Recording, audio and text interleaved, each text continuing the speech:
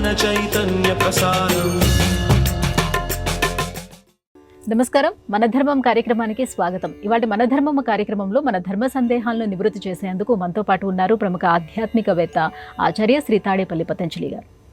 గురుగారు నమస్కారం. ఓం శ్రీ దుర్గాదేవ్యై నమః. గురుగారు, మన హిందూ సంప్రదాయంలో ఒక్కో దైవానికి ఒక్కో వాహనం ఉంటుంది.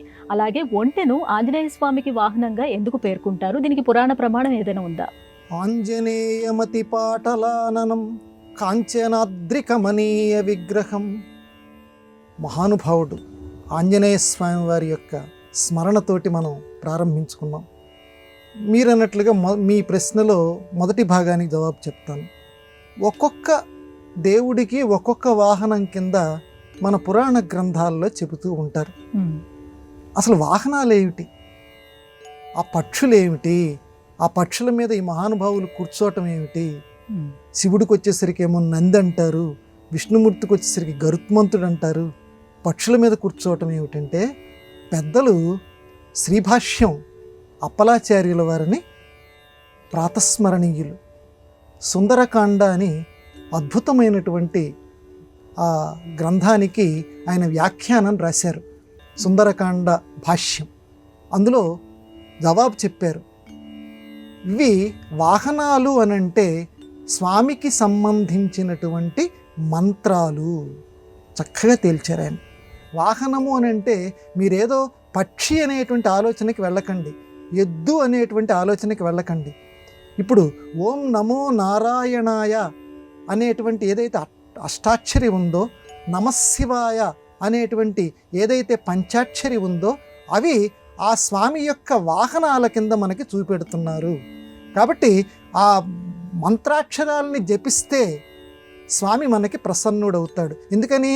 ఆ మంత్రాక్షరాల మీద ఎక్కి కూర్చున్నాడు అంటే అత్యంత సన్నిహితంగా ఆ స్వామి ఉన్నాడని చెప్పటానికి దాన్ని వాహనము అని చెప్పారు. కాబట్టి ఆ వాహనం మీదే తిరుగుతుంటాడు అంటే ఆ మంత్రాక్షరాల మీదే ఆ స్వామి ఎప్పుడూ ఉంటాడు అనేటువంటి అర్థాన్ని మనం స్వీకరించాలి. అది ఇక్కడ అంది లో అర్థాన్ని మనం ఆ రకంగా గమనించాలి. అంతేకాని లోకంలో మనం అనుకుంటున్నట్టు అంత చిన్నదాని మీద ఆయన ఎలా కూర్చుంటాడండి? ఆ కుమారస్వామి ఏంటండి నెమల మీద కూర్చుంటాడా? లేకపోతే వినాయకుడు వచ్చేసరికి ఏమో ఆ ఎలిక మీద కూర్చుంటాడా? ఆ వాళ్ళకి సంబంధించినటువంటి మంత్రాలు, ఆ మంత్రాలే ఈ రూపంలో ఉన్నాయి. ఆ రకంగా మనం అర్థం చేసుకోవాలి. ఇక మనం రెండో ప్రశ్నలో రెండో భాగం, హనుమంతుడికి ఉష్ట్రము, ఉష్ట్రారూఢాయ సువర్చల అని చెప్పి మనకి పరాశర సంహితలో ఒక శ్లోక మంత్రభాగం మనకు వస్తుంది. పరాశర సంహిత అంటే ఆంజనేయ స్వామి వారికి సంబంధించినటువంటి ప్రామాణిక విశేషాలని నిర్ధారించేటువంటి గ్రంథం పరాశర సంహిత. అందులో ఉష్ట్రారూఢాయ సువర్చల అని చెప్పి రెండింటి యొక్క విషయాన్ని ప్రధానంగా ప్రస్తావించారు. ఆంజనేయ స్వామి వారు ఉష్ట్రము అంటే ఎడారిలో కూడా దప్పిక లేకుండా ప్రయాణం చేసేటువంటి స్వభావము కలిగినటువంటిది అని ఉష్ట్రం అనే పదానికి అర్థం. ఒంటె, ఆ ఒంటె మీద కూర్చొని ఉంటాడు అని. మళ్ళీ ఇక్కడ ఇందాక నేను చెప్పినటువంటి దాన్ని సమన్వయించుకుందాం. అంటే ఆంజనేయ మహోపాసన, ఆంజనేయ మంత్రోపాసన ఏదైతే ఉన్నదో అది ఒంటె రూపంలో మనకిక్కడ చూపిస్తున్నారు. ప్రతీకాత్మకంగా ఇంకొక అర్థం కూడా ఉంది. దుర్గమమైనటువంటి నడవలేనటువంటి ఎడారిలో కూడా ఒంటె చక్కగా తను నడవటమే కాదు, తన మీద ఎక్కి కూర్చున్నటువంటి వాళ్ళని కూడా నడిపిస్తుంది. ఆ రకంగానే అటువంటి దాన్ని వాహనంగా చేసుకున్నాడు ఆంజనేయుడంటే, లోకంలో మీరు ఇక దుర్గమము, ఇక నా వల్ల కాదు అని ఏదైతే తీవ్రమైనటువంటి బాధల్లో మీరు ఉంటారో అటువంటి వాళ్ళందరూ కూడా ఇదిగో నన్ను కొలవండి, నా మంత్రాన్ని మీరు జపించండి, మీకు తప్పనిసరిగా మీ జీవితాల్లో మీ కుటుంబాల్లో ఏవైతే సమస్యలు ఉన్నాయో వాటన్నింటినీ కూడా నేను పోగొట్టగలను, నేను ఉష్ట్రారూఢుడిని, ఒంటి మీద కూర్చున్నవాడిని అని ఆంతర్యంగా రెండవ అర్థం కూడా పెద్దలు ఇక్కడ చెప్పారు. ఒకటేమో మంత్రాక్షరాలు, రెండు లౌకికార్థంలో స్వామి అన్ని కష్టాలని పోగొట్టగలడని. ఇక పక్కనే సువర్చల, హనుమంతుల వారి యొక్క భార్య అని చెప్తారు. కానీ సువర్చల అంటే అర్థం చెప్పారు సువర్చస్సు. సు అంటే మంచి, వర్చస్సు అంటే కాంతి. కాబట్టి మంచి కాంతితోటి ఉండేటువంటి వాడు. మంచి కాంతి అంటే ఎంత చీకటి లాంటి కష్టాలు ఉన్నా సరే వాటన్నింటినీ కూడా పారద్రోలగలిగినటువంటి కాంతి, దయ అనేటువంటి గొప్ప కాంతి కలిగినటువంటి వాడు. అందుకే ఆయన సువర్చలాన్వితుడు, గొప్ప కాంతి విశేషం కలిగినటువంటి వాడు అని చెప్పటమే పరాశర సంహితలో స్వామివారికి వేసినటువంటి విశేషణంలో అర్థంగా పెద్దలు చెప్పారు. అటువంటి ఆంజనేయ స్వామి మనందరినీ కూడా, ఎందుకంటే రేపే హనుమత్ జయంతి మనం జరుపుకోబోతున్నాం కాబట్టి ఆంజనేయుడు మనందరినీ కూడా అనుగ్రహించుగాక. గురుగారు, మన చేతి వేళ్లల్లో ఒక్కొక్క వేలుకి ఒక్కొక్క పేరుంది. అలా తర్జని వేలు యొక్క ప్రత్యేకత ఏమిటి? జాగ్రత్త అని మనం ఇతరులకి చెప్పేటప్పుడు ఈ వేలును చూపిస్తాం. ఈ వేలుని తర్జని అని పిలుస్తారు. అంటే తర్జింప చేసేది, అంటే ఎదుటి వాళ్ళని భయపెట్టడానికి, మన అహంకార ప్రదర్శనకి ఏం చేస్తాం జాగ్రత్త, ఇది వేలు.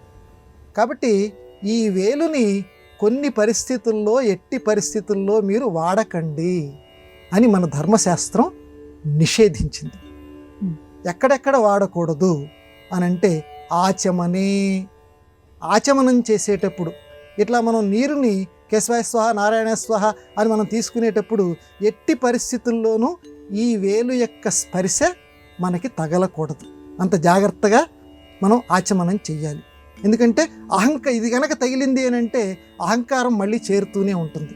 ఇక భోజనకాలే, భోజనం చేసేటువంటి సమయంలో కూడా, అంటే ఇప్పుడంతా స్పూన్లమయం అయిపోయింది, ఇప్పుడంతా గరిటెలమయం అయిపోయింది, దాంతో ఈ వేలుతోటి ఇలా పట్టుకుంటున్నారు. కానీ ధర్మశాస్త్రంలో చెప్పింది మన ధర్మంలో మనం చెప్పుకుందాం. భోజనం చేసేటప్పుడు ఎప్పుడూ కూడా ఈ వేలుని వాడకూడదు అన్నారు. వాడితే చెప్పాను కదా, పాపంతో పాటుగా అహంకారం పెరిగిపోతూ ఉంటుంది. ఈ వేలుని వాడద్దన్నారు. పుష్ప సంగ్రహణే, పువ్వులు కొయ్యటం. ఏదైతే దేవుడికి సంబంధించినటువంటి పూలని కోసి స్వామివారి యొక్క పాదాల దగ్గర మనం పెట్టాలి అని అనుకుంటామో, మొక్కకి మొట్టమొదట మనం నమస్కారం చెయ్యాలి. ఎందుకనంటే మన ఒంటి మీద ఎవడైనా గిల్లితే మనకెంత బాధ కలుగుతుంది. ఆ రకంగానే మొక్కది పువ్వు కోసేటప్పుడు కూడా అది ప్రాణం ఉన్నటువంటిది, అది కూడా బాధపడుతుంది. అందువల్ల తల్లి, నా కోసం నేను నీ పూలు కోయటం లేదు, స్వామివారి యొక్క సన్నిధిలో పెట్టడానికి నీ దగ్గర నుంచి ఈ పూలు నేను కోస్తున్నాను అని నమస్కారం చేసి ఆ పూల దగ్గర నుంచి, ఆ పూల మొక్క దగ్గర నుంచి ఆ పూలుని మనం కొయ్యాలి. ఆ కోసేటువంటి సమయంలో కూడా పుష్ప సంగ్రహణే, దీన్ని వాడకూడదు. ఈ మిగతా వేళ్ళని మాత్రమే ఆ పూలు కోసేటప్పుడు వాడాలి, కానీ ఈ తర్జనిని పుష్ప సంగ్రహంలో వాడకూడదు. భుక్తే, భోజనం చేసేటప్పుడు ఇందాక మనం చెప్పుకున్నాం కదా. కాబట్టి భోజనం చేసేటువంటి సందర్భంలో, ఆచమన సందర్భంలో, పుష్ప సంగ్రహణ సందర్భంలో, అలాగే యజ్ఞయాగాదులు చేసేటువంటి సందర్భంలో ఎట్టి పరిస్థితుల్లో కూడా ఈ తర్జనిని వాడకూడదు. నా తర్జన్య స్పృశేత్, తర్జనిని ఎట్టి పరిస్థితుల్లో కూడా వాడకండి, దాన్ని అంటుకోకండి. అంటితే మీరు చేసినటువంటి ఆ పుణ్య ఫలితం మొత్తం పోతుంది అని మన పెద్దవాళ్ళు ధర్మశాస్త్రం నిషేధించింది. ఎందుకని అండి? ఇందాక నేను చెప్పాను కదండి, మనలో ఉన్నటువంటి రజోగుణానికి, అహంకారానికి ప్రతీక ఈ తర్జని. కాబట్టి ఆ తర్జనిని ఆ సమయాల్లో వాడకుండా ధర్మశాస్త్ర ప్రవర్తకులై అందరూ కూడా స్వామివారి యొక్క అనుగ్రహానికి నోచుకునేదరు గాక. గురువుగారు, మన గత జన్మ విశేషాలను ఈ జన్మలో తెలుసుకోవటం సాధ్యమవుతుందా? దానికి ఎటువంటి సాధన అవసరం అవుతుంది? పతంజలి మహానుభావుడు, ఆదిశేషుడి యొక్క అవతారం. ఈ లోకానికి ఆ మహానుభావుడు యోగ సూత్రాలు, పతంజలి యోగ సూత్రాలు అంటారు కదా, ప్రసిద్ధి యోగ సూత్రాలను అనుగ్రహించాడు. ఆ యోగ సూత్రాల్లోనే పూర్వజన్మ, మనకి సంబంధించినటువంటి పూర్వజన్మ ఏది, అది ప్రతి వాళ్ళు కూడా తెలుసుకోవచ్చు అని ఆ మహానుభావుడు పతంజలి యోగ సూత్రాల్లో రాశాడు. అలాగే అండి, అట్లాగా చెప్పండి, విందాం. ఎట్లా పూర్వజన్మ రహస్యాల్ని మనం తెలుసుకోగలము? మన పూర్వజన్మది అంటే మన సంస్కారాలు మన చిత్తం మీద ముద్రితమై ఉంటాయి అని ఒక సూత్రంలో మహానుభావుడు రాశాడు. అంటే జన్మ జన్మల నుంచి కూడా ఏవైతే మన సంస్కారాలు ఉన్నాయో, సంస్కారాలు అని అంటే మన మామూలుగా తేలిక భాషలో చెప్పుకోవాలి అని అంటే మనం చేసినటువంటి పాపాలు కానివ్వండి, పుణ్యాలు కానివ్వండి, వాటికి సంబంధించినటువంటి జ్ఞాపకాలు, గుర్తులు, అవన్నీ కూడా మనల్ని విడిచిపెట్టిపోవు. నిన్ను విడిచిపెట్టా అమ్మాలి అని ఏదో అంటుంటారు చూడండి. ఆ రకంగానే ఆ సంస్కారాలన్నీ కూడా మన వెంటే వస్తూ ఉంటాయి. దాన్ని చిత్త సంస్కారము అంటారు. అవి మనల్ని అంటిపెట్టుకునే ఉంటాయి. ఆ చిత్త సంస్కారాల్ని తొలగించుకోవటం ద్వారా మన పూర్వజన్మ మన పూర్తిగా జ్ఞాపకాలని చూడవచ్చు, ఆ జ్ఞాపకాలని తుడిచిపెట్టవచ్చు. తద్వారా మళ్ళీ జన్మంటూ లేకుండా చేసుకోవచ్చు అని పతంజలి మహర్షి యోగ సూత్రాల్లో చెప్పాడు. ఎట్లా అనంటే, యోగంలో అంటే ధ్యానం గనక చేస్తూ ఉంటే నిశ్చలమైనటువంటి బుద్ధి పెట్టి నా చిత్త సంస్కారాలని నేను తెలుసుకోగోరుతున్నాను అని పెట్టుకుంటే మనస్సులో ధ్యానంలో ప్రత్యక్షమవుతుంటాయట. ఓహో, నేను క్రితం జన్మలో ఫలానా వాడితోటి నాకు విరోధం ఉంది అని చెప్పి, క్రితం జన్మలో మనం ఎవరము, ఏ జంతువు కింద పుట్టాము లేదా ఏ మనిషి కింద పుట్టాము, ఇది సాధ్యమేనమ్మా, నేను అబద్ధం చెప్పటం లేదు. అందువల్ల నెమ్మదిగా అదే పనిగా కనుక అభ్యాసం చేస్తూ ఉంటే చిత్త సంస్కారం, మన చిత్త సంస్కారం బయటపడిపోతుంది. ఎందుకంటే ఆ సంస్కారాలు అంటిపెట్టుకొని ఉంటాయి. అందువల్ల ఆ చిత్తం వెంటనే తలుపులు తెరుస్తుందట. ఇదిగో క్రితం జన్మలో ఇది నువ్వు, ఈ జన్మ ఎత్తావు నువ్వు, అందుకే ఈ సంస్కారాలన్నీ కూడా ఈ జన్మలో నిన్ను అనుగమించి వచ్చాయి అని చూపిస్తూ ఉంటుంది. అప్పుడు నెమ్మదిగా మన ఇంట్లో గనక దుమ్ము పడితే దుమ్ముని ఏ రకంగా చీపిరితోటి శుభ్రంగా ఊడుస్తామో ఆ రకంగానే ఆ సంస్కారాలన్నింటినీ కూడా, పుణ్యము పాపం మొత్తం అన్నింటినీ కూడా ఊడ్చివేయటానికి మళ్ళీ ధ్యానమే. ఆ ధ్యానాన్ని ఉపయోగించి ఆ సంస్కారం అనేది లేకుండా చేసుకుంటే మళ్ళీ పునర్జన్మ ఎత్తవలసినటువంటి అవసరము లేదు. దీన్నే పునఃప్రసవము అని కూడా ఇంకొక సూత్రంలో పతంజలి యోగ సూత్రాల్లో ఉంది. అంటే పునఃప్రసవ అంటే, ప్రసవము అంటే సృష్టి, పునఃప్రసవ అంటే మళ్ళీ అసలైనటువంటి రూపాన్ని పొందటం. కుండ ఉంది, కుండ ఒక రూపం, ఒక సృష్టి జరిగిపోయింది కుండ. ఆ కుండని పగల కొడితే, ఆయన చెప్పినటువంటి ఉదాహరణ చెప్తున్నా, కుండని పగల కొడితే దాని మొట్టమొదటి రూపం మళ్ళీ మట్టి. ఆ రకంగానే ఈ జన్మలో మనం ఒక రూపం ఎత్తాం, ఈ రూపాన్ని నుంచి మళ్ళీ పూర్వ రూపానికి వెళ్ళిపోవాలి. మొట్టమొదటి రూపం మనకి ఏదైతే ఉన్నదో ఈ పుణ్యపాప సంస్కారాలు అంటనటువంటి రూపం, ఆ ప్రసవ సృష్టి, పునఃప్రసవ సృష్టి మనకి రావాలి అంటే కూడా ఇందాక చెప్పినటువంటి ధ్యానం, అంతకంటే ఇంకోటి ఏం చెప్పట్లే ఆయన. ఆ ధ్యానం చేస్తూ ఉండి చక్కగా ఈ మట్టి కుండని పగలకొట్టి పూర్వపు రూపానికి ఎలా వెళ్ళిపోవాలో అలా మనం వెళ్ళాలి. దానికి ఏమేం చేయాలో ఆసనాలన్నీ కూడా ఆ మహానుభావుడు చెప్పాడు. అందరూ కూడా ఆ పతంజలి యోగ సూత్రాలు చదివి ఆ మార్గాన్ని తెలుసుకుని మన పూర్వజన్మ ఏమిటి, ఇప్పటికీ కొంతమంది ఆధునికుల్లో మహానుభావులు ఉన్నారు, వాళ్ళు తెలుసుకుంటున్నారు. అందరూ తెలుసుకోవటానికి ప్రయత్నించెదరు గాక. గురుగారు, ఈ రోజు నుంచి కృత్తికా కార్తె ప్రారంభమవుతుంది. కార్తె లేదా కత్తెరి అంటే ఏమిటి? ఈ కత్తెరి సందర్భంలో చేయకూడనటువంటి పనులు ఏ ఉన్నాయని మన సంప్రదాయం నిర్దేశించింది? కర్తరి అంటే మామూలు మన అందరికీ అర్థమయ్యే భాషలో చెప్పుకోవాలి అంటే కత్తెర. అంటే కత్తెర ఏం చేస్తుంది, మనం వస్త్రాన్ని చీల్చివేస్తూ ఉంటుంది, ముక్కలు చేస్తూ ఉంటుంది. కర్తరి కాలం కూడా ఏదైతే మనకి ఆచారాలు నియమాలు ఉన్నాయో వాటిని చెయ్యొద్దురా, అవి గనక చేస్తే మీ జీవితంలో హాని కలుగుతుంది, అపకారాలు కలుగుతాయి అని కత్తిరించి వేస్తూ ఉంటుంది. ఒకవేళ కార్యక్రమం గనక మనం ఎదురు తిరిగి ఏదైతే ధర్మశాస్త్రాలు చెప్పాయో ఆ ధర్మశాస్త్రాల్లో చెప్పినటువంటి విషయాల్ని మనం పాటించకుండా చేస్తే జీవితం కత్తెర పాలవుతుంది. అందుకే దీన్ని కర్తరి నియమాలు అంటారు.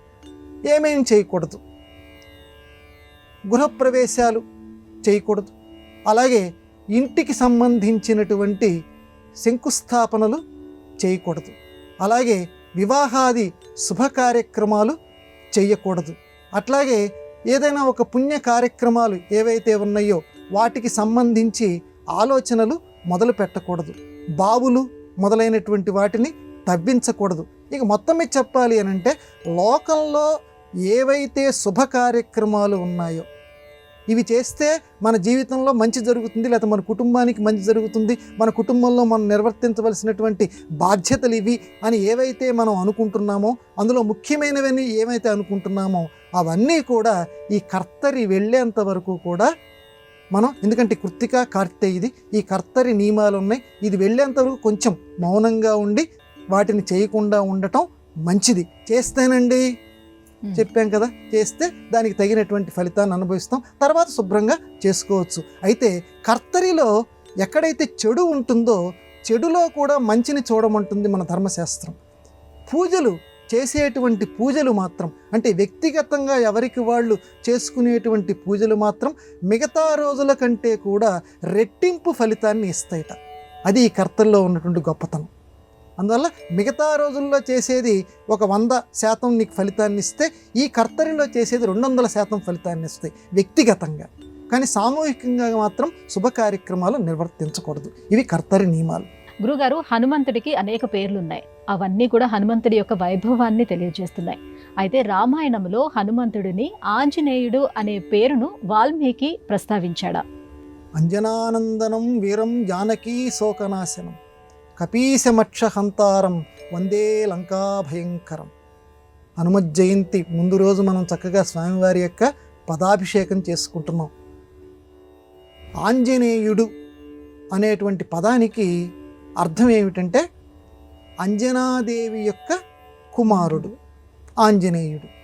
కానీ గమ్మత్తు ఏంటంటే 24,000 శ్లోకాలు కలిగినటువంటి వాల్మీకి రామాయణం మనందరికీ ప్రామాణికం.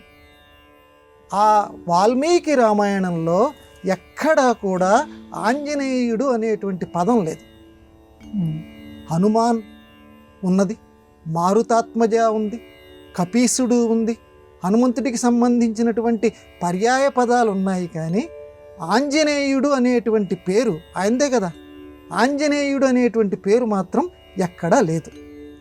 ఎందుకు లేదండి? మనకు వెంటనే ప్రశ్న రావచ్చు, వాల్మీకి మహర్షి అంత గొప్పవాడు కదా, ఆంజనేయుడు అనేటువంటి పదాన్ని వాల్మీకి తన యొక్క రామాయణంలో ఎందుకు ప్రయోగించలేదు అని అంటే, పెద్దవాళ్ళు చెప్పినటువంటి వ్యాఖ్యానాన్ని మనం ఇక్కడ సమన్వయించుకుందాం. హనుమాన్ అనేటువంటిది ఆయన యొక్క గొప్పతనం చేత ఏర్పడినటువంటి ఒక చక్కని పేరు. ఎందుకంటే ఇంద్రుడు ఎడమ దవడ వాచిపోయేటట్లుగా తన వజ్రాయుధం కొట్టాడు సూర్యుడి దగ్గర విద్య నేర్చుకునేటువంటి. ఎందుకంటే సూర్యుడిని ఒక పండు అనుకొని ఆ పండును తినబోతుంటే ఇంద్రుడు వచ్చేసి ఆ వజ్రాయుధంతో ఆ ఎడమ దవడ మీద కొట్టడంతో దీన్ని, ఈ దవడని హనువు అంటారు. ఈ హనువులు వాచిపోయాయి కాబట్టి ఆ రోజు నుంచి ఆయనకి హనుమంతుడు అనేటువంటి పేరు వచ్చింది. అప్పుడు తన బిడ్డకి ఈ రకంగా జరిగిందని చెప్పి వాయుదేవుడు ఆగ్రహించడం ఇది పురాణ ప్రసిద్ధమైన కదా. అప్పుడు బ్రహ్మదేవుడు మొదలైనటువంటి దేవతలందరూ వచ్చి, నీ బిడ్డకి నువ్వేమి ఆందోళన పడకు, నీ బిడ్డ చిరంజీవి, అనేక శాస్త్రాలు నేర్చుకుంటాడు, ఇలా అని చెప్పి వరాలన్నీ కూడా అనుగ్రహిస్తారు. అప్పటిదాకా లోకంలో వీచకుండా భీష్మించుకొని కూర్చున్నటువంటి వాయుదేవుడు మరలా వీయటం ప్రారంభిస్తాడు. సరే, ఇంతకు మన ప్రశ్న ఏంటంటే, హనుమాన్ అనేటువంటిది ఆయన యొక్క జీవితంలో జరిగినటువంటి ఒక గొప్పతనానికి దేవతలందరూ కలిసి వచ్చి వరాలు ఇచ్చినటువంటి గొప్ప పేరు హనుమాన్. ఆ సందర్భంలో ఆయనకి ఆ పేరు వచ్చింది కాబట్టి హనుమంతుడు అనేటువంటి పేరుని వాల్మీకి రామాయణంలో ఎక్కువగా వాడారు. ఆంజనేయుడు అనేటువంటి పేరుని ఎక్కడా కూడా ఈ వాల్మీకి ప్రయోగించలేదు. ఎందుకనంటే ఆయన జీవితంలో గొప్పతనం ఆ సంఘటన ద్వారా బాగా ప్రకాశితమైంది. అంజనాదేవి యొక్క కుమారుడిగా జన్మించాడు, కానీ ఆంజనేయుడు అనేటువంటి పేరు ఆయన యొక్క పరాక్రమ విశేషాలని ప్రదర్శించలేదు. కాబట్టి లోకంలో ఆయన యొక్క చర్యల ద్వారా లోకంలో స్ఫూర్తిని పొందాలి అనేటువంటి సదుద్దేశ్యంతో వాల్మీకి మహర్షి ఆంజనేయుడు అనే పదప్రయోగం చేయలేదని పెద్దవాళ్ళు చెప్పారు. మిగతా పేర్లన్నీ కూడా మనకు రామాయణంలో కనిపిస్తాయి. గురుగారు, చైత్ర పౌర్ణమి అలాగే వైశాఖ శుద్ధ దశమి రోజున, ఈ 2 రోజుల్లో కూడా హనుమత్ జయంతిని నిర్వహించుకుంటూ ఉంటారు. ఇంతకీ మన సంప్రదాయంలో ఏ తిథిని హనుమత్ జయంతిగా పేర్కొంటారు? కొన్ని ప్రాంతాల్లో మీరన్నట్లుగా చైత్ర పౌర్ణమి నాడు హనుమత్ జయంతి జరుపుతారు.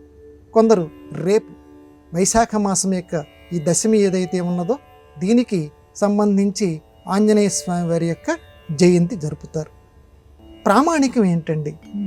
ఈ రెండింటిలోనూ అనేక మంది అంగీకరించింది ఏంటి అంటే రేపు హనుమత్ జయంతిగా అందరూ అంగీకరిస్తున్నారు. ఎందుకనంటే పరాశర సంహిత అనేటువంటి హనుమంతుడికి సంబంధించినటువంటి ఉత్తమోత్తమైనటువంటి గ్రంథం ఉంది. అందులో చక్కగా ఈ వైశాఖ మాసంలో శుక్లపక్షంలో దశమి నాడు మందవాసరే శనివారం నాడు ఆంజనేయ స్వామి జన్మించాడు అని స్పష్టంగా రాశారు పరాశర సంహితలు. కాబట్టి అందరూ కూడా ఈ దశమి నాడు చక్కగా ఈ వైశాఖ దశమి ఏదైతే ఉన్నదో ఈ దశమి నాడు హనుమంతుడి యొక్క జయంతి జరుపుకోవాలి. అదే హనుమంతుడి యొక్క జయంతి. మరి కొన్ని ప్రాంతాల్లో చైత్రమాసానికి సంబంధించినటువంటి పౌర్ణమి ఏదైతే ఉన్నదో ఆ పౌర్ణమి నాడు హనుమంతుడి యొక్క జయంతి జరుపుతున్నారు. దీన్ని మనం ఎలా సమన్వయించుకోవాలి అని అంటే అది హనుమంతుడి యొక్క విజయానికి సంబంధించినటువంటి రోజు చైత్రశుద్ధ పౌర్ణమి. అది హనుమంతుడి యొక్క పుట్టినరోజు కాదు. పెద్దవాళ్ళు చెప్పారు, అనేక మంది పెద్దలు చెప్పిన విషయాన్ని మనం ఇక్కడ ప్రస్తావించుకుందాం. అది జయంతి కాదు, రేపు మాత్రమే హనుమంతుల వారి యొక్క జయంతి. రేపు అందరూ ఆరాధించాలి. ఆ చైత్రశుద్ధ పౌర్ణమి ఏంటంటే హనుమంతుడి యొక్క విజయాన్ని సూచించేటువంటి రోజు. ఎందుకంటే ఆంజనేయ స్వామి అనేసరికి ఆ పరాక్రమం అందరికీ గుర్తుకొస్తుంది కదా. హనుమంతుడి యొక్క విజయాలందరికీ గుర్తుకొస్తే మామూలువాడ సంజీవిని పర్వతం తీసుకొచ్చాడు అంటే ఒక్కసారి హనుమంతుడి యొక్క స్వరూపాన్ని ఆ విజయ హనుమంతుడు. ఎందుకంటే సంజీవిని పర్వతం తీసుకొచ్చిన తర్వాత రామలక్ష్మణులు ఎవరైతే ఉన్నారో పాశబద్ధులై ఉన్నారో ఆ పాశబద్ధతను తొలగించగలిగాడు. కాబట్టి అంటే ఇక్కడ సంకేతార్థం ఏంటంటే మన పాశాలని కూడా మన చుట్టూ ఏదైతే అనారోగ్య పాశాలు ఉన్నాయో వీటిని కూడా తొలగించగలిగినటువంటి మహానుభావుడు హనుమంతుడు. అదొక విజయం. అలాగే సేతువు కట్టక మునిపే లంకకి 100 యోజనాలు కలిగినటువంటి లంకకి కింద ఏమీ ఆధారం లేకుండా ఒక్కడే వెళ్ళగలిగాడు, సీతమ్మ వారిని సందర్శించగలిగాడు. అదొక విజయం.